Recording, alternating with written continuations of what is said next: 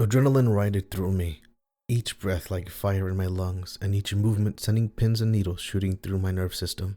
My eyes bulged as pressure built in my skull, and I felt thirsty, so thirsty, that my mouth was parched and my tongue was fat.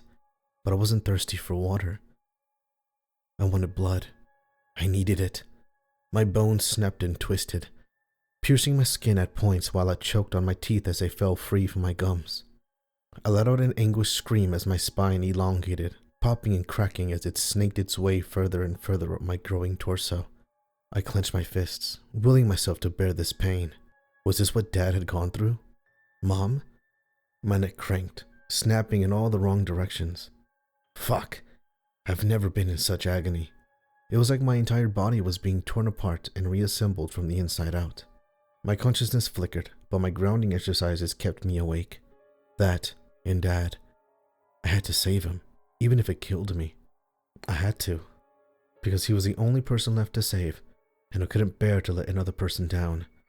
Lucky for me, saving him meant killing Jake. I blinked and my eyelids felt slick, wet and heavy. My vision was no longer the dim, shadowy thing from moments ago. Rather now it was a mess of colors, an abstract painting of madness and instinct. A shotgun blast rang out, and I staggered to my feet, searching for the source.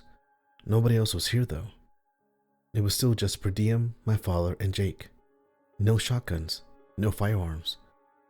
I shook my head, feeling dazed and disorientated. Another blast sounded, and another. I realized they were coming from right beneath me, and I looked down, catching sight of my fingernails falling to the stone shore. They dropped in slow motion, like leaves drifting down from trees, or something descending through water. One struck the ground and I recoiled, its gentle collision creating another ear-splitting blast of sound. I became aware of my ears tugging upward, growing to the side of my head. A cacophony of noise began erupting around me, each sound amplified by a factor of thousands, each bringing new agony to my senses. I could hear everything distinctly, too distinctly. My father's heartbeat, slow and labored, drummed like a death march, while Per Diem's laughter echoed like bats screaming in a cave. I was consumed by sound, pain, and terror. "Look at that," Jake's voice said, loud as a jet engine. "Your son's finally decided to come around." I heard the muscles in Jake's arm contract, followed by a chorus of my father's desperate wheezes, more blood thundering onto the shore. Could I hear Jake smiling? I needed to get over there. I stepped toward them and stumbled, my legs numb and unresponsive. Damn it. Clearly my body was still working its way through the transformation. It was all I could do to stand on my fast-growing legs and not keel over. I growled, staring at Jake. My entire being felt magnetized toward him. I was desperate to sink my teeth into him, to pay him back 100 times for all the horror he had caused my family. Soon, I promised. Soon. My breath quickened in anticipation, but each gulp of air felt different, smoother, easier. Where before my exhales would steam in the chilly night, now they were nothing. The air inside of me was frigid cold. I was leveling out now, adjusting to the serum. The ungodly pain that had been omnipresent before was slowly tapering off, and I realized the transformation must be nearly finished. I looked down, gazing at my new body beneath my leather jacket and torn t-shirt. I was lean, but I felt strong, stronger than I had ever believed I could be, stronger than I ever believed anything could be. Yes, I could do it now. I could end Jake. I could drink his blood and wash away this horrible thirst. I licked my lips and found my tongue much longer than before, serpentine and forked. "Welcome to the family, Maddie," Jake shouted. "Why don't you come on down and convince your dad to see some light of reason?" Dad! I flexed my hands and realized they, too, were different now. My fingers were long and thin, playing host to a set of horribly sharp claws. Good. Those would come in handy. "I won't lie to you, Matthew," Per Diem said.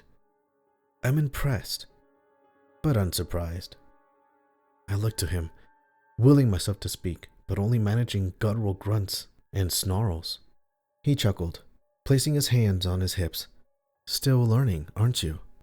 His eyes shifted to Jake, who was still perched atop my father, chewing into his neck, drenching the shore in blood. It took Jacob years to master sentience, and longer still to truly control his true form.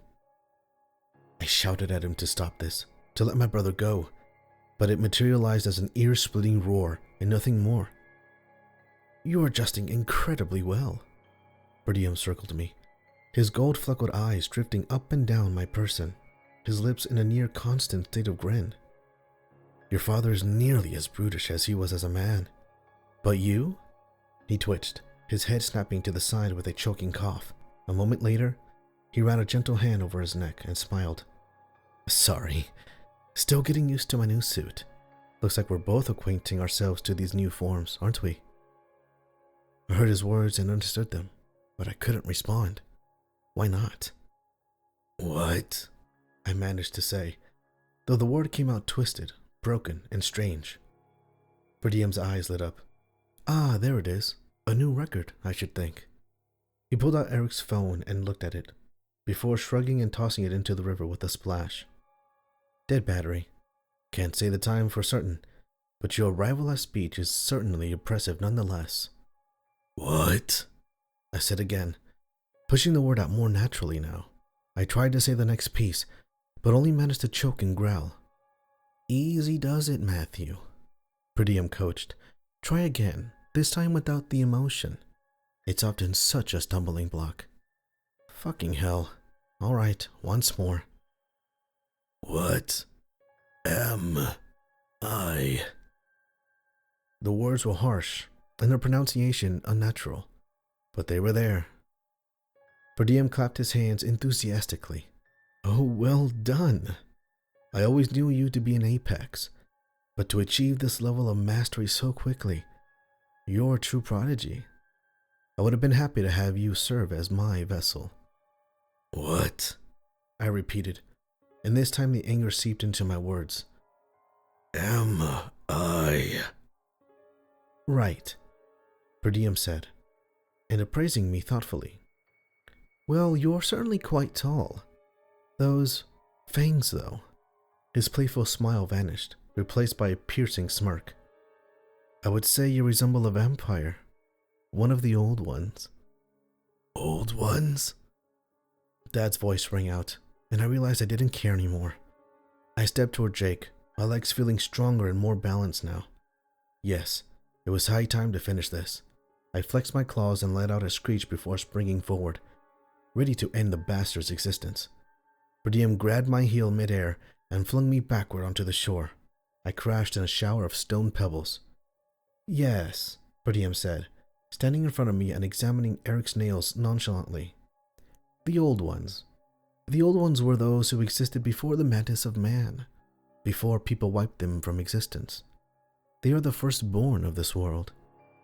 I staggered back to my feet. All right, so Bertium was powerful and fast. Faster than I was. I looked back to Jake and my father, hating that even as I am now, there was still this wall between us. The dipshit beyond the veil. Still, Jake wasn't killing him. He needed to pull his heart for that, and he seemed more interested in simply keeping him out of play. "Matthew," Bertium said. I heard a hint of annoyance in his voice. "Are you ignoring me?" Fine, I'd indulge the parasite for now. "No." Such relief. "What is the firstborn?" "Ah, excuse me. I forget myself. Context is everything, isn't it?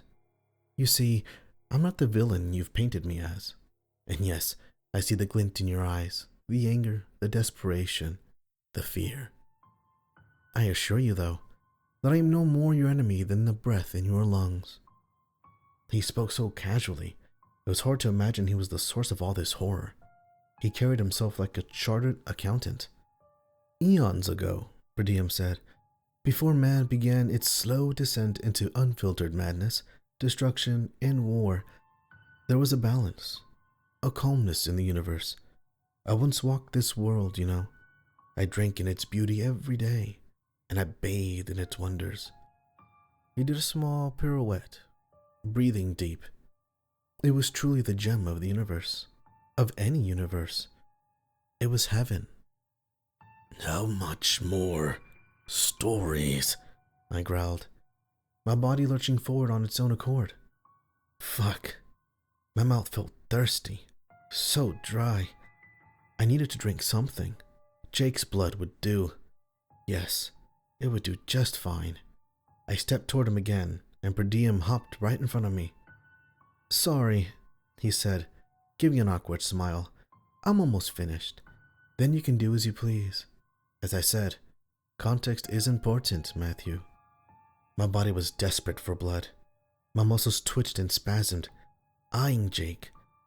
I bottled it though, pushed it all the way down and put a cork on it. Just a little longer, I told myself. Sooner or later, this cosmic asshole would finish his monologue, and then I could eviscerate my uncle. Per Diem folded his arms, noticing my distraction.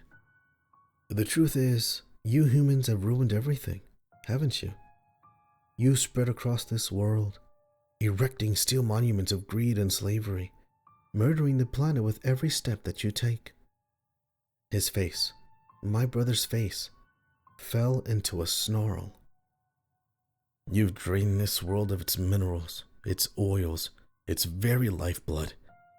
You've cast a shadow of poison across it, filling it with waste and fallout. You think yourself gods, but you treat each other as ants.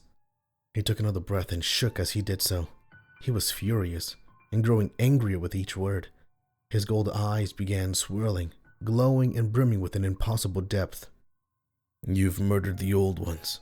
Centuries ago, of course, but with wanton cruelty. The words fell from his mouth like a guillotine. You've wiped them from human memory, leaving them only as myths and legends. Stories lost to time. Foolish to believe because they were only ever fictitious. Who are you? I said, surprised to find my voice sounding much more level now. I am a means to an end, Matthew. I am the universe redeeming itself. I am the pride of this world come to excise the cancer that is man. My father let out a cry and his massive head dropped to the shore. He gave another swing of his arm, though it was weak now, half-hearted. Maddie, Jake called. I'm serious. Get over here and tell your old man to settle down before I actually kill the fucking prick. My vision exploded into a watercolor of red and I couldn't control myself anymore. Jake, I screamed, launching over Per Diem. The force of my jump was more than I could imagine, and I cleared the gap by wider than I had ever intended. I landed on the far shore, with Jake and my father now between Per Diem and I. Jake, still eyeless, turned his head to face me as the sound of my body landing on the stones reached him. But he was moving slowly, so slowly. I might not be as fast as Per Diem, but I was faster than Jake. I bounded across the stones, my body long and lanky, but with each step I grew more familiar with it until eventually I dropped onto all fours and galloped toward my uncle, letting loose a feral screech. He hardly had time to paint his ape face with terror before I was on him, my claws slicing into his sides. He raised an arm to bash me, but I dodged it easily. In this form, he moved so slowly it was like killing a snail. I cut into him, over and over. Instinct overtook me and I understood what I needed to do. I understood what I needed to destroy. This tendon, that nerve cluster. Moments later, I landed back on the stones, breathing heavy, my long claws wet and red. The sound of fur drifting across fur met my ears, and Jake dropped from my father's backside, lying motionless on the shore. You little fucker, Jake gasped, gnashing his simian jaws. I gave you this, and you... I stepped over him, pressing one of my thin legs to his chest. You gave me a living nightmare, Jake. You took my brother from me. You nearly stole my father. The words were coming easily now. I was getting the hang of this serum. You forced me to become a monster. I leaned down, and the primal piece of me understood this fight was already finished. I'd cut his tendons a piece. He couldn't move anymore, not for a while at least. Worst of all, my fangs were inches from Jake's mangled face. You dosed my brother and stole my mom. I pressed my hand to his chest, my claws digging into his flesh. Mary, He sputtered, fear seeping into his tone. come on now. I do what needed to be done. You know that, deep down. I mean, for fuck's sake, look behind you, kid. I brought the Lord Beyond back from the veil. He could fix this world, make it right again. Make it right? I said, tasting his excuse. That's it, Matty. He's gonna make it right, and yes, a few people had to get hurt. But your brother and I, we've done something incredible. You've done something unforgivable. I tore into his neck with my fangs, drinking his blood, and my body shook with ecstasy. It tasted better than anything, and I had waited so long. My lord, Jake said, a voice weak. His head lolled to the side, gazing toward the monster in my brother's skin. Please, I brought you. Pointless. I already knew Per Diem wasn't going to save him. How could he? Everything he just admonished about humanity, Jake embodied. He was the poison, the demon in the shadows that stole the pride of this world and manipulated it for his own ends. You thought, I grunted, slurping the blood from his neck, that you would be rewarded for your murder, your hate, and your sick bullshit. I lifted my head from his neck, Jake's blood pouring from my mouth. I positioned my hand over his large chest, my ears picking up the rapid beating of his terrified heart. You're not greater. I thrust my hand through his ribs and gripped his thrumming heart. He let out a scream, one so violent that the birds exploded from their roots, filling the night sky with wings and feathers. I leaned back down, my mouth inches from his ears. I am. My fist closed around his heart, crushing it like a peeled orange before pulling it from his own chest in a shower of blood. I closed my eyes, feeling the softness of what remained of his heart in my hand. I felt the warmth of his blood on my body. I tasted it on my lips. The sound of clapping pulled me from my reverie. Per Diem strolled in front of me, smiling enthusiastically. You actually get it, Matthew. You understand the madness of this world, don't you? This isn't a solution, I said, looking at my father. He was bleeding, but I could see the puncture wounds of Jake's jaws beginning to slowly heal. Whatever was in that serum truly was incredible. Horrifying, but incredible. It's a death sentence for humanity. Death sentence? Per Diem looked offended. You want to turn everybody into this, don't you? It's the only way to fix this heaven. What sort of heaven is filled with monsters? Per Diem shook his head, placing an impossibly cold hand on my arm. Monsters exist in the hearts of men, Matthew. Look at your uncle. Was his sin being a beast, or the horror that lived beneath the fur and fangs? The horror of his human aspiration? Jake was an asshole, but a poor example. There's a lot of good people out there. They don't deserve this. No, but they don't deserve to be subjugated either, do they? Slaves to a world that gives them pennies for their efforts, while their lords grow fat on their sweat and blood. He leaned close to me, his voice intoxicating. Men treat men like monsters. Matthew, the beasts of the world live by a code, and a simple one. They exist to survive, and little else. They act as their instincts dictate, and even in their proliferation, they could never bring this planet to its knees. He clasped his hands behind his back and began circling me. Nuclear warfare will be the end of this world. I've seen it. The ash, the fire, and the unimaginable pain. He looked to my grandmother's corpse, still propped up by the water. When that time comes, the dead will be the grateful few. You cannot imagine the horror that awaits your human race. It's not your decision, I snarled. If we fuck things up, we fuck things up on our own terms. Now let my brother go. He paused, paying me a remorseful look. Eric's a powerful vessel. Unstable, but powerful. To give him up would be to relinquish a millennia of effort. He shook his head. No, I'm afraid I cannot. Many times throughout history, people have come close to summoning me, to opening the gateway between our worlds. They made a couple offerings, perhaps, or 3, but never 4, and never with a host so capable. He flexed his hands, and a nearby tree exploded in a shower of bark and leaves. I jumped back, stumbling off of Jake's corpse. I felt stronger than I'd ever dreamed, but what was this guy capable of? I swallowed, terror beginning to grip me as I realized the gulf between our abilities. What? What was that? Per Diem laughed. That was what I've been waiting for. He snapped his fingers, and the sky flickered blue before returning to the black of night. Eric's even stronger than you know. In this body, I can nearly touch the full extent of my power. I can almost wield the veil. His eye twitched, bearing some instances of insubordination. He gave his head an irritated shake, though those should come under control in due time. Point is, Matthew, I waited for too long to give this up in the name of a single human's emotional experience. He offered me a half smile. I apologize, truly, but it is for the good of us all. Good of us all? I heard that bullshit before. So what? You're going to wipe us all out? Sayonara, humanity? Not at all. I thought we covered this. I'm going to make everybody as you are, Matthew.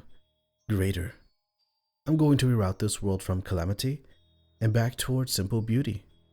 I'll take the human mold and cast it into one of the old ones, into beings free from human ambition and horror. You might be surprised to hear that most people don't find werewolves and vampires to be free from horror. Per Diem smirked. Humanity has always feared what it doesn't understand.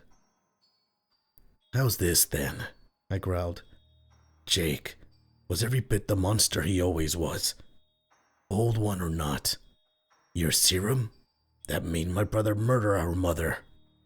That was an issue with your family's serum, I'm afraid. Per Diem looked down, sighing. Regretful, of course, but ultimately necessary. To create a truly pure transformation within a human lifespan would be a near impossible undertaking. He winked, and stones began to rise, floating around him. Luckily for me, I suffer no such limitations.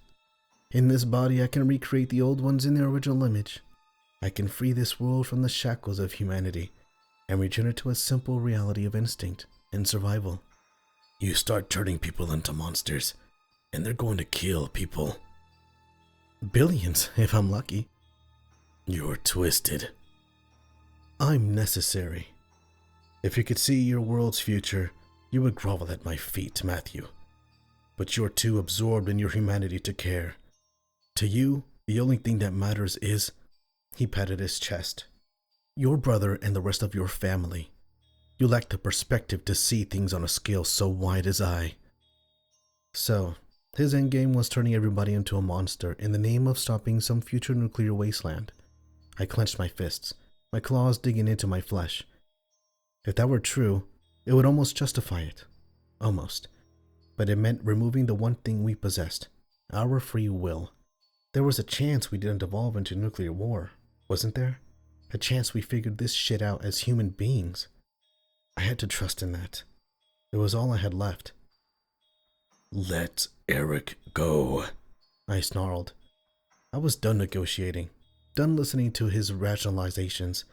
I wanted my brother back, and I didn't care how powerful this dickhead was. I'm not going to let you turn this world into monsters. Per Diem laughed. Too late. The world's already full of monsters. They just look like you, so you don't mind as much. I racked my mind for a way out of this. How was I supposed to force him out of Eric? I had no fucking clue. This was always Eric's area of expertise, the planning, the know-how. I hated myself for not reading more of the cave's books when I had the chance. Maybe there was some mention of a way to reverse the ritual. Yes, that was it. If Per Diem had walked the earth before and been banished, then there was definitely a way to send him back. I just needed to figure out how. I think I'll go ahead and get started, Per Diem said. What? He stepped into the river. No, he stepped onto it. He walked along the water, to the center of the current. This is where I was chained, you know? A bit further upstream, but still. It's almost poetic that this should also be where I deliver this world's redemption. He took a deep breath and raised his arms, and the water drifted upward, dancing around him. Sit tight, Matthew.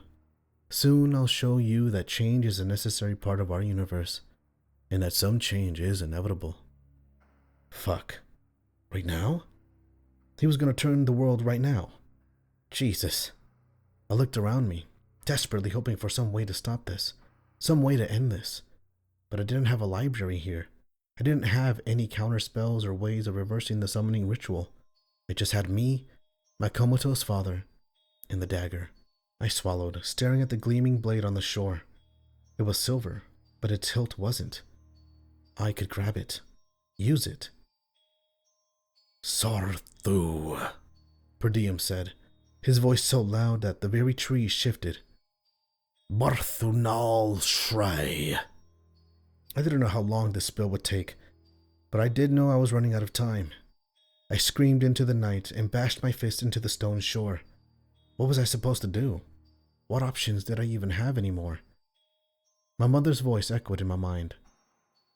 Matthew, please. Per Diem, I shouted, hoping I could distract him. Maybe buy myself some time. Buy everybody some time. Tell me more about the old ones. Tell me about the veil. Asanoli Voltoroyith. His voice was everywhere, and it felt thick with power. The river water swirled around him now, a cascading spire of green and black. Cern Blur. Fucking hell. It was no use.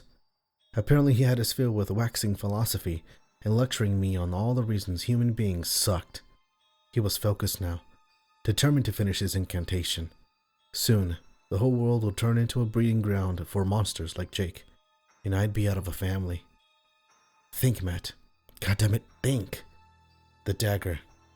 It was an option, but one I didn't want to use. I eyed it, resting upon the stones and gleaming in Per Diem's light show. It could kill Jake and Nolan, but could it kill the bastard they were born to appease? I grit my rows of teeth and stared up at the entity wearing Eric's skin. My brother didn't ask for this. He had never wanted to be dosed with that serum. He never wanted to become a vessel for some eldritch dipshit. He wanted to be an engineer, start a small family, and make video games in his spare time.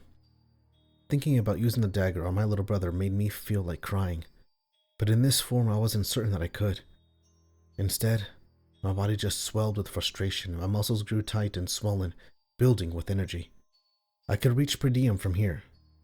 I could jump the length of the river and get at him. My eyes swiveled to the dagger. I could drive it through his heart. As I was now, I knew my aim wouldn't be an issue. But it wasn't fair for Eric, and I doubted I could live knowing I'd killed my own brother. Matthew, please. I shook the memory. Not now, Mom. Not now. You're in quite the predicament, aren't you, son? The voice was faint, difficult to make out, but it was there. Somebody had spoken to me. I swung my vision around. Dad was still unconscious on the shore, and Per Diem was still bellowing his chant. Then who? No. I spun around to Jake and breathed a sigh of relief.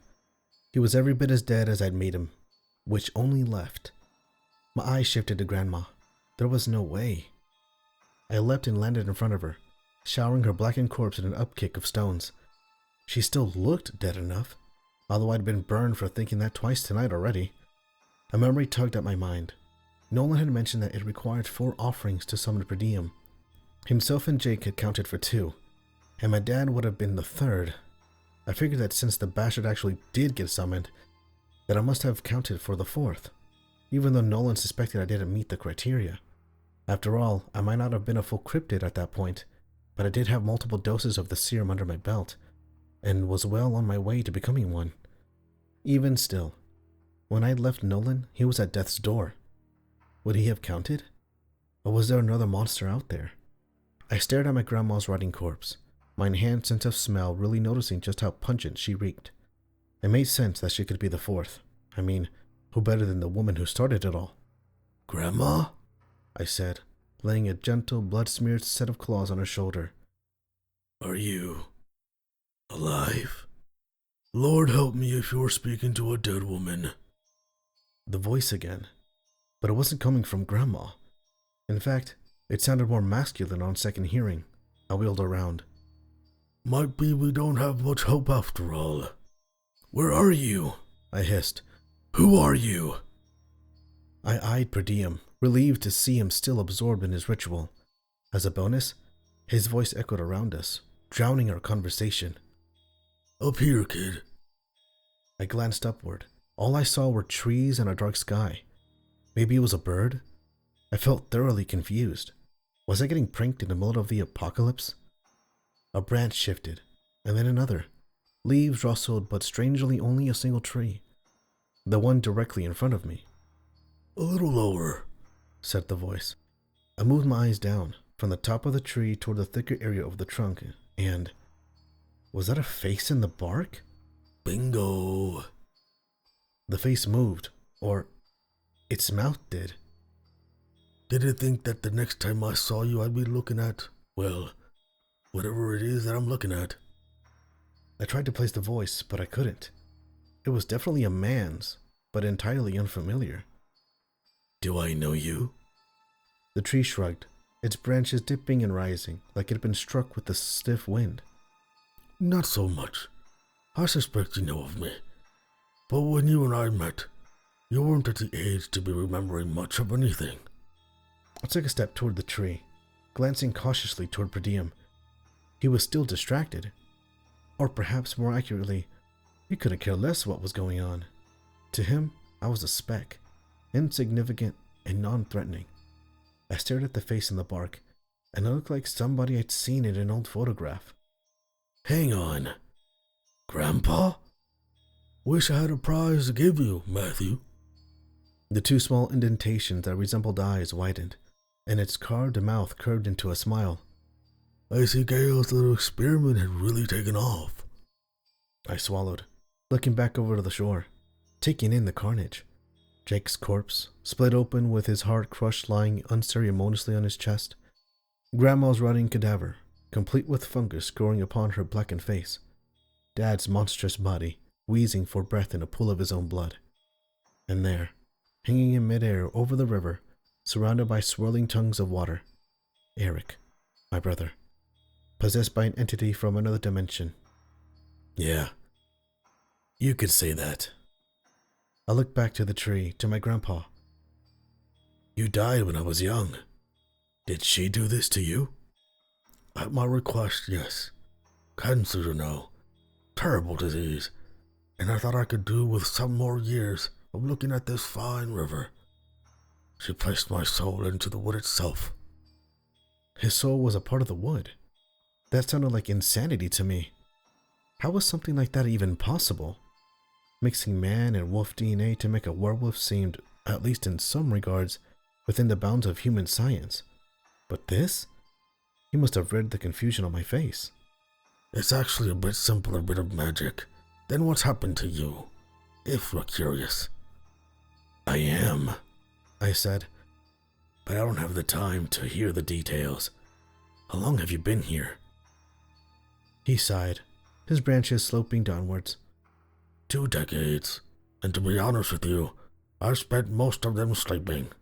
So much for watching the river, eh? Thurnas, Duraris. Per Diem bellowed. His voice was rising, bit by bit, growing into a crescendo.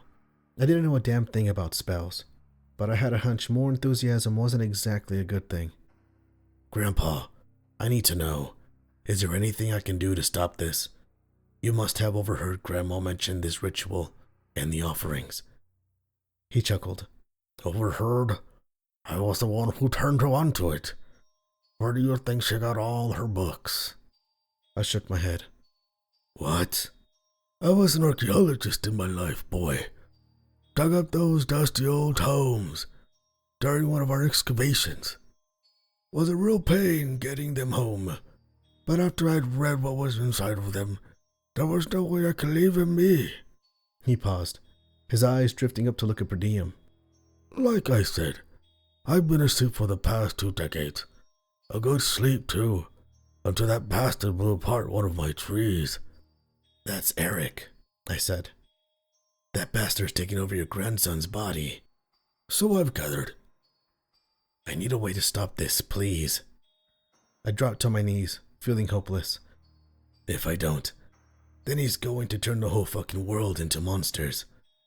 Watch your language, Matthew, Grandpa said with a sternness I could hardly believe given the circumstances. Still, I understand your dilemma. To be honest with you, I never expected it to reach this point. The rituals and spells listed in those books, they seem the gateway to immortality, to having a shot at enjoying life beyond our normal lifespan. That's not what it's turned into. Billions of people are going to die, Grandpa. I need to stop this. I need to save Eric. Then you'll need to burn Per Diem's corpse. Great. Like I had that lying around. I don't have time for this, I snarled. I need something now. You can do it now, Jeanette, but you'll need to do it quickly. If he catches wind of you, it ain't gonna end well. The tree. Grandpa shuddered. I should know. I thought what he's capable of. Listen to me, and listen well, Matthew. Up the river, near Jake's fishing dock, is where Per Diem's corpse was sealed. Happens to be why we brought this crappy old patch of land so many years ago. Okay, Jake's dock. Per Diem's corpse is enclosed in a tomb, and that tomb acts as his gateway. If we can pull his corpse free, light it to flame, you can end this for good. Great. That actually didn't sound terribly impossible by tonight's standards. I'm on it. Then gotta move on. I'm about 10 minutes away from my life's legacy being the damn apocalypse. Right, I nodded. Thank you, Grandpa. I tore across the shore. Jake's dock was about a half a mile up the river, but it didn't take me more than a minute to reach. Once I had, I took one cursory glance back up at Per Diem, making sure he hadn't noticed me. Of course he hadn't. Arrogant prick. He kept himself busy chanting, though the sky had begun flickering with snaps of lightning and the river's current had turned all wonky. It swirled in places, then reversed in other places. Whatever he was doing, it was affecting the planet itself. Bottoms up, I muttered. I stepped off the dock, plunging into the black water. If I'd done this as a human, I'd have almost certainly been pulled away by the current and drowned, maybe after bashing my head on a few rocks. Now, though, I could fight the current, force myself deeper into the river. The inky black wasn't a problem for my eyes either. The underwater landscape was painted for me in brushstrokes of reds and yellows, as vibrant as the cabin had been yesterday afternoon. Looking below me, though, I noticed the river was a lot deeper than I thought.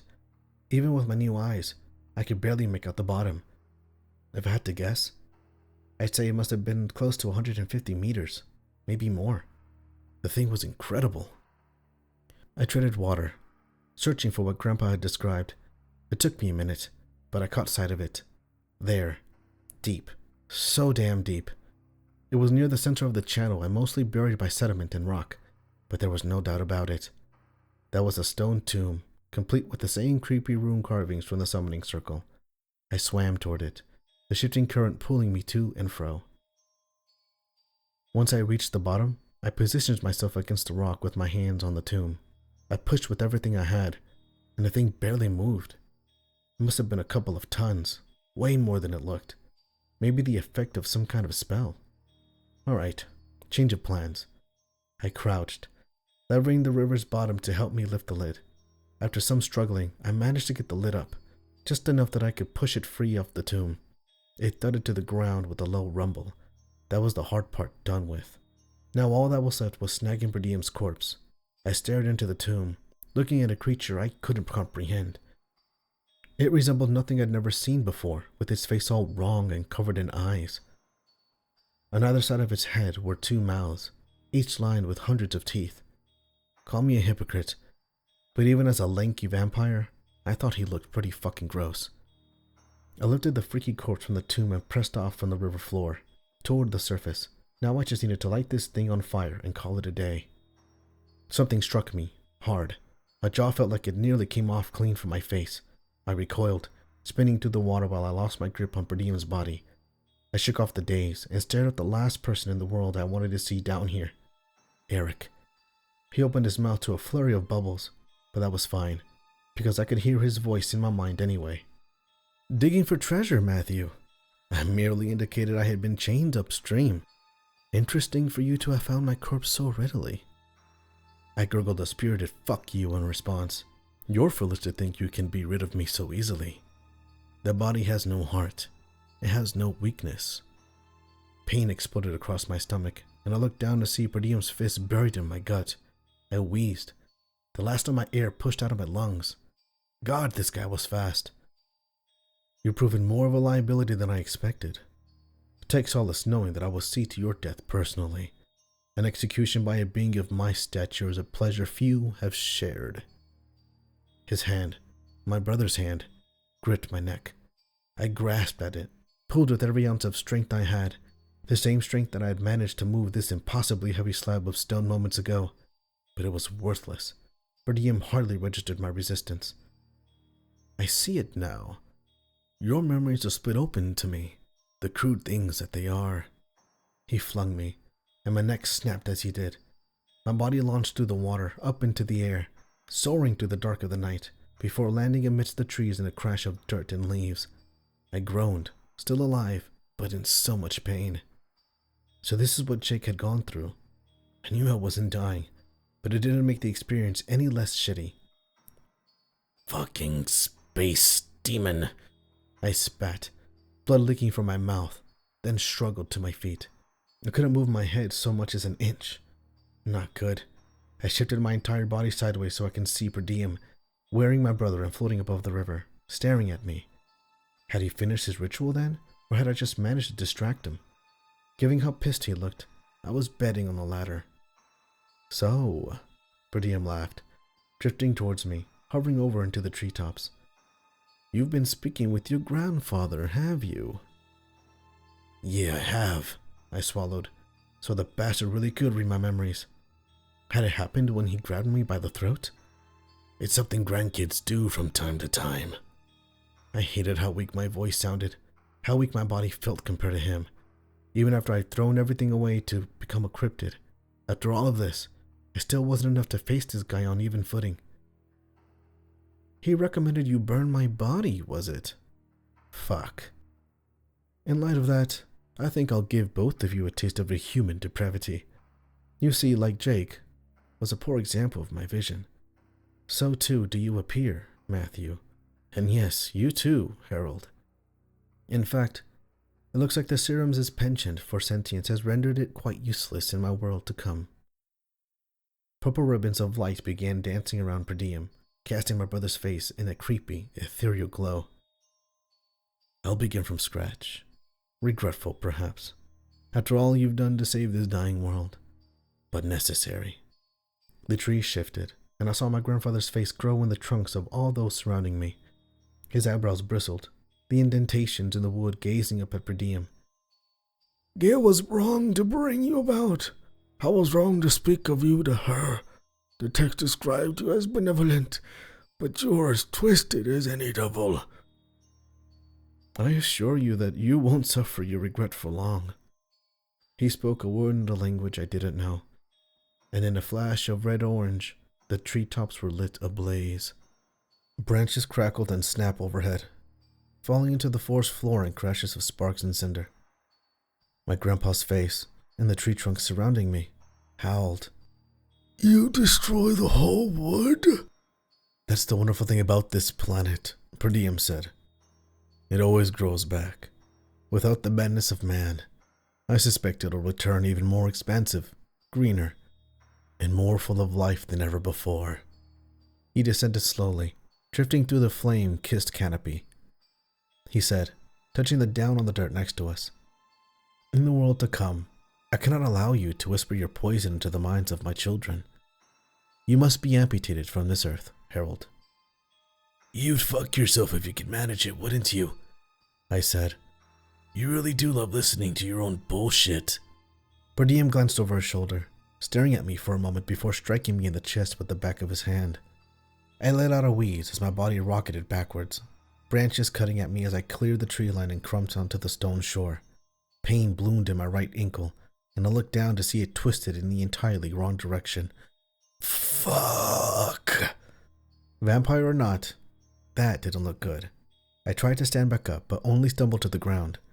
My damn foot couldn't support my weight. I set my jaw, hating my big mouth. There was no way I was getting back to Per Diem's corpse like this. The currents had been enough of a struggle with 2 working feet. If I tried to dive in now, I'd be at their mercy, and probably end up getting diced apart on some rocks. I needed to do something though. I wasn't dead yet, and the flames were definitely getting hotter. If I let this drag out, I'd end up a pile of ash or some melted flesh on a grotesque skeleton.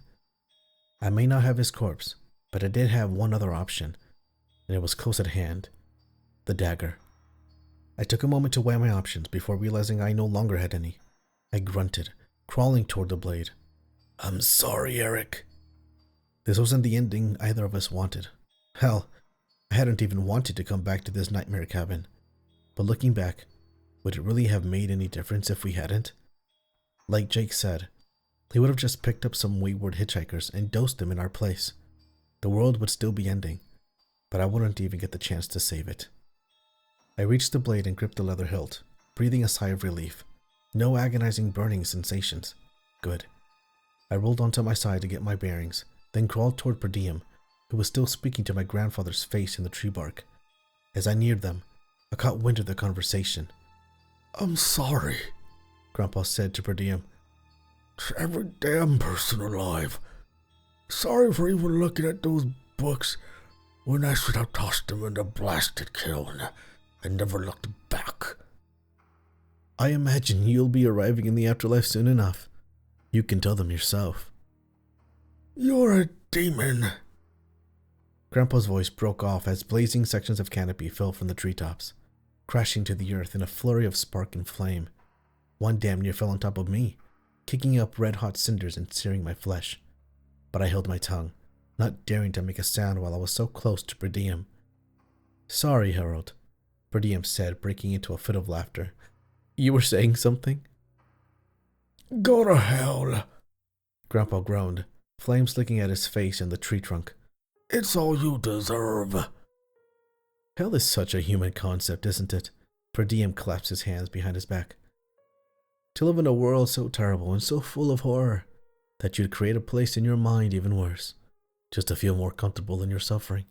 Truly insane. I crawled closer, using his words as cover for my own movements. Well, that and the sky falling. A heavy snap sounded above me and I froze, then nearly shit myself as a branch smashed into a thicket next to me, exploding into a tower inferno. Fuck, that was close. Too close. The only insanity I see is what's standing in front of me, Grandpa said. You don't belong in this world. Now get out and leave us be. On the contrary. A splash sounded from the river, then another, this time absolutely massive. Drops of water sizzled down from the treetops and I paused.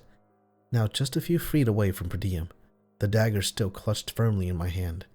I shifted my body sideways so that I could get a good look at the water. The river wasn't far from us, but it was difficult to make out through the smoke. Focus, Matt. I had long since lost the luxury of worrying about splashes. I had to end this now and quickly. For Eric. For all of us. I raised the dagger, lurching another inch closer to Per Diem, and something crashed through the forest canopy, landing in the blazing thicket next to me with a wet thud. I froze, my mind racing. In the short span of time I'd seen that thing falling, I was almost certain I recognized it. What I didn't understand was how it got in the air and out of the river, because that was Per Diem's corpse. The cosmic dick didn't waste any time acknowledging it. His face snarled in rage, and he dashed toward his now softly smoking corpse, cursing in a language I didn't know or care to know. He didn't so much as look at me as he moved to step by me. I wouldn't be able to close the distance quick enough for a kill shot, but I could slow him down. Maybe long enough for his corpse to burn, and that could get Eric out of here. We might both die in a forest fire, but that seemed a good deal better than being a slave to this jackass for the rest of eternity. I swung the dagger and I caught Per Diem unaware, right through his calf. He staggered to a knee, letting loose a feral roar. Steam hissed from the wound, in the exact same way it done when I used the scalpel on Nolan. Good, so Silver could hurt him. He wheeled on me, kicking the dagger free from my hand. "You!" he screamed. I smirked, happy that his arrogance, if nothing else, had given me the chance to deliver some kind of pain upon him. He reached down to grab me, but shock painted his features as he fell forward, flat on his face. What the hell? I looked past him. A massive long tentacle had wrapped himself around his leg and was pulling him away from me. He spun around, kicking free of the appendage and snapping it down in a shower of blood. It recoiled, racing back to where it come from, racing back to the river. I squinted through the black smoke, and my jaw dropped. A massive creature rose from the water, surrounded by an army of snapping tentacles. It looked like a sea monster, or some kind of kraken. Was this another of Grandma's experiments? If it was, I had no idea how they can get this titanic. "Oh, what a lovely surprise," Per Diem growled, rising to his feet and staring daggers at the creature in the river. "More insubordination. My favorite human flaw." Another tentacle flung out, but he dodged it easily. This time he placed a hand on it as it passed him, then gripped it with a powerful squeeze, his fingers digging into its flesh, letting loose a roar. He pulled the tentacle apart, drenching Eric in crimson blood and causing the sea monster to writhe in agony. He seized his opening and dashed for his corpse, which now snapped and popped in the roaring flames. Before he could reach it though, 3 more tentacles raced out, snatching him in their grasp and pulling him through the woods. His hands clutched at the dirt helplessly, desperately trying to grab into anything he could, but it was useless. A moment later, the tentacles lifted him up and stole him from the tree line, over the river. He dangled there, pulling apart the appendages of the sea creature, but every time he did, 2 more would take its place. Eventually, the monster had him wrapped in 10 of them, so much so that Per Diem's shouts of rage had been suffocated entirely. My memories came back to me. I recalled Jake and Grandma's conversation about Mom, mentioning that she'd gone for a swim, and had one last dose of the serum. They mentioned that during that horrible week, she had been watching us from the river. Was that thing... "Mom," I said weakly. The kraken squealed as Per Diem continued to tear it, quite literally, limb from limb. I looked around, searching for the dagger in case it came to it, but couldn't see it anywhere. There was so much chaos in the forest now. The blaze and smoke made it impossible to discern much of anything. "He'll kill her." I looked up, seeing Grandpa's pained face in the tree bark in front of me. "He'll kill my sweet Alice, and he'll come and pull his corpse free from the flames." He sounded so defeated, so morose. "The body's already burning. If she can just hold him for a little longer." An anguished scream rang out, followed by several deafening splashes. Through the trees, I saw my mother collapse into the river, either dead or defeated. "Mom!" I shouted. "You have to stop him, Matthew. I'm unable to affect things as I am." I crawled toward her. "Make sure the corpse burns," Grandpa shouted. "You can't do anything for her, but you can still make the world right." Again, I felt the strange sensation of wanting to cry but being unable. I bashed my hand on the ground, my body feeling so hot I could barely think. The only thing that offered me any form of protection from the heat was my DNA and an old leather jacket, but even that barely covered half of my torso. Per Diem crashed in front of me, landing beside the thicket where his body burned. I'd never seen him look desperate before, but he certainly looked that part now. It made sense. He needed to save himself, and he didn't want to waste any time. He strolled right into the flames, kneeling to retrieve his corpse. Thick black smoke billowed from the many-eyed abomination. It was melting, but slowly. How much longer would it take? It was clearly made of stronger stuff than human flesh. Per Diem turned and exited the inferno, and I saw just how much damage he'd suffered. His eyes, once cold and flecked with gold, were now faded, empty things. Steam hissed from them, and from every other opening on his face, his mouth, his ears, and even his nose. He was dying. I just had to slow him down, only a little longer. I staggered to my feet, ignoring the anguish of standing on my snapped foot. He strode past me, so arrogant that he didn't even bother to look my way. I changed that. I lunged, swiping at him with a set of serrated claws, splitting open Eric's backside in a shower of sizzling blood. That should slow him down some. He kept walking, unconcerned. The wounds on his backside healed nearly as soon as they appeared, the flesh stitching itself back together as though by magic. "Wait!" I shouted. I had to get his attention. I had to keep him here in the heat. We were so close, so damn close now. This couldn't end with him just walking away. "I said wait, you fucker!" "Die in this fire, Matthew," Per Diem said, his voice echoing around the wood. He didn't so much as look over his shoulder at me. "You're unworthy of death by my hand." I opened my mouth to go at him again, but I knew it was hopeless. He wasn't as stupid as Jake. Without the dagger, I didn't have a way to stop him. I needed silver. Per Diem reached the clearing and stopped. Then, his feet left the ground, and he began drifting upward. The son of a bitch was going to fly out of here, leave the rest of us to die, and then turn the world into monsters. And I let it all happen. I gave up my humanity to stop this and set things right, and all I managed to do was convince Per Diem to start a forced fire. I had nothing left. I lost the dagger, I lost the fight. All I had was my old leather jacket and a heart full of regrets. Wait. My jacket. I swallowed all of my fear, prepared myself for the agony to come, and then launched myself at Per Diem. I soared through the air, my ankles screaming at me and my heartbeat thundering in my chest. I reached a hand inside my jacket, and pain exploded across my palm. Tendrils of steam hissed from my closed fist as I rose my hand into the air, holding the silver scalpel I pocketed in the cave. I collided with Per Diem, catching him by surprise, and buried the scalpel into his back. He released an otherworldly scream as the two of us plummeted back to the earth, crashing to the dirt in a cloud of ash and cinder. I moved to reorientate myself, but he was faster. He dropped his corpse at his feet and reached for me, his eyes filled with the fury I'd never seen before, and likely would never see again. I recoiled, knowing this was it. I was finished. But his arm never reached me. His hand hovered in midair between us, shaking while his expression was a mess of confusion and rage. "Insubordinate vessel! Unhand me!" I didn't know what was going on, but I reached down, pulling Per Diem's corpse out from beneath him. He gazed helplessly at me, his whole body shaking as he willed it to respond, but it stayed locked in place. Was that Eric's doing? No time to think on that. With a grunt, I flung the many-eyed bastard back to the blazing thicket, its flames raging taller and fiercer than before. Per Diem screamed, and my brother must have lost his hold on him because he stepped toward me. But he stumbled, steam now exploding from his eyes, his mouth, his ears. He roared into the night, his voice no longer the gentle human thing it once resembled, but now infernal and horrible. "I am." His body fell forward, landing with an unceremonious thud on the forest floor. Silent, unmoving. "Dead," I said. I gazed down at my hand, where I'd gripped the scalpel.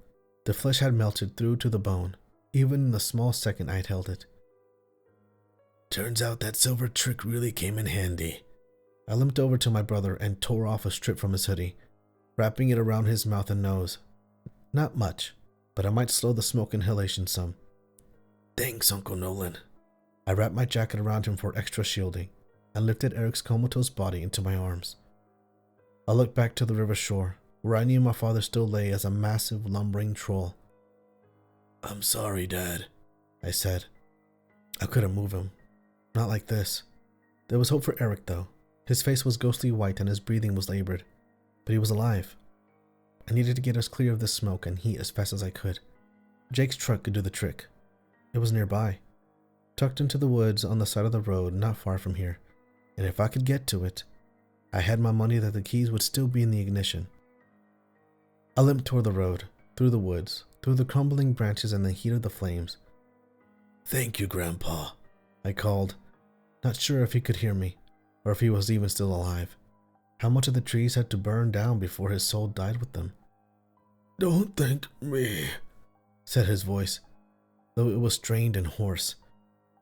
"You did good, son. I can faintly make out his face materializing on the bark of the trees through the smoke. You make sure you boys get clear here and tell the world what happened. Tell the world? I said, stumbling as I made my way up a hill bank. Cutting straight through the wood meant getting to the truck quicker, but it also meant the terrain was untamed. The hell would I want to do that for? If my hunch was right, they're gonna be wondering. His face followed me, appearing on the trees as I limped through the wood.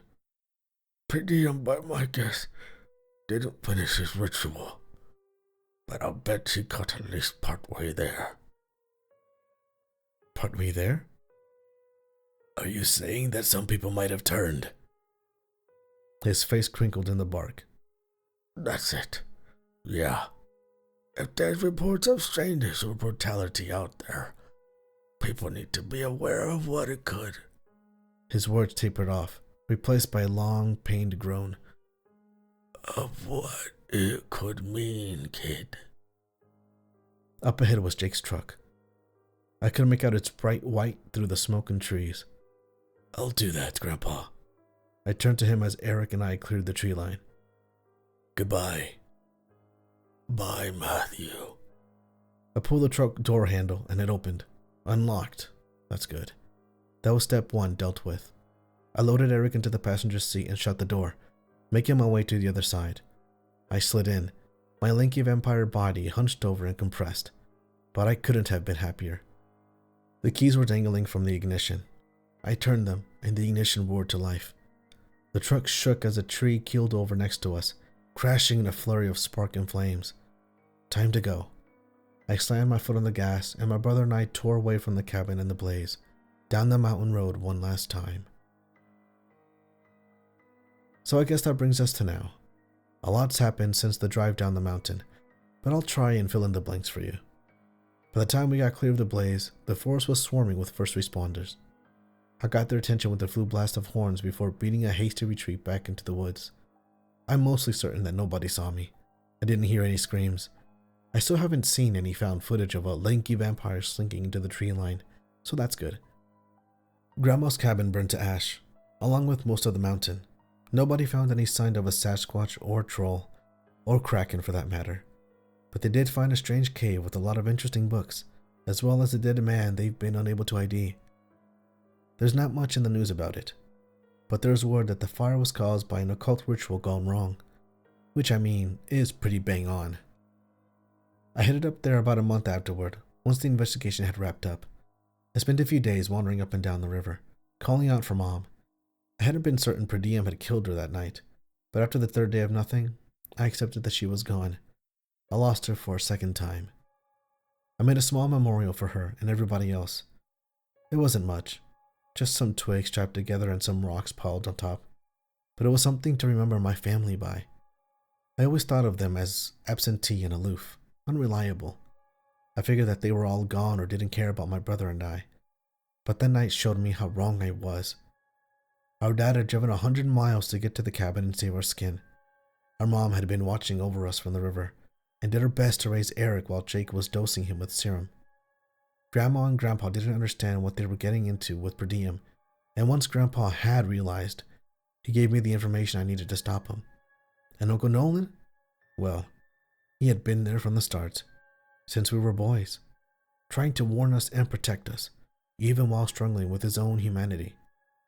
None of them were perfect, but when the chips were down, they showed up. To me, they're heroes, and I miss them dearly. It's been a couple of months now, and I understand that Eric's mostly recovered. Well, as much as can be. He has trouble walking, and I see him struggle just getting into the car at times. But he seems happy to be alive. I don't know if he knows that I'm alive, or knows what I've become. Sometimes when I check up on him at night, I swear that he looks back at me. I wonder if he sees me there in the shadows, but he's never said anything, or even really reacted. He just gets back to whatever he was doing. Every now and then I catch bits of the news through the old newspapers. I guess Eric had told investigators that he and I had gone up to pack up our grandmother's things, but that the fire kicked up while I was out for a hike. He couldn't find me, but the blaze got so bad that he had to get himself back down the mountain. He says that he blacked out from the smoke inhalation just before the first responders got to him. Not a bad story, all things considered. The authorities believe it, and nobody's trying to pin him with any arson charges. The blame's fallen instead on the John Doe in the cave, a stranger they found surrounded by candles and ritual books. Even in death, Nolan's looking out for Eric. Actually, these days everybody's looking out for Eric. He's sort of become the de facto poster boy for tragedy in the country. The saddest guy around. Lost his mother as a kid, then his grandmother, and then when he went to clear up her effects, lost the rest of his family in a freak force blaze. I'm sure he hates the attention, but it's better than the apocalypse. As for me, I'm getting used to being a monster. I think Jake must have taken a different serum to turn himself back into a man, because it's been a while now and I feel like I'm becoming less human as time goes on. My foot's healed though, and I'm back to leaping tall buildings in a single bound and racing locomotives. In fact, there's a train that runs through my new patch of woods, about 10 miles from where Grandma set up shop with her cabin. There's a lot of game for me to hunt out here, and I mostly stay out of the way of people. Mostly. It's getting harder these days. Deer blood and rabbit blood just don't have the same taste that Jake's did. And yes, he might have been a sasquatch, but his blood was as human as could be. It tasted delicious. On that note, I'll be signing off with this last update. There's some hikers nearby and they're distracting the hell out of me. It's tough to focus when I'm near people, you know? It's like I can smell their blood through their skin.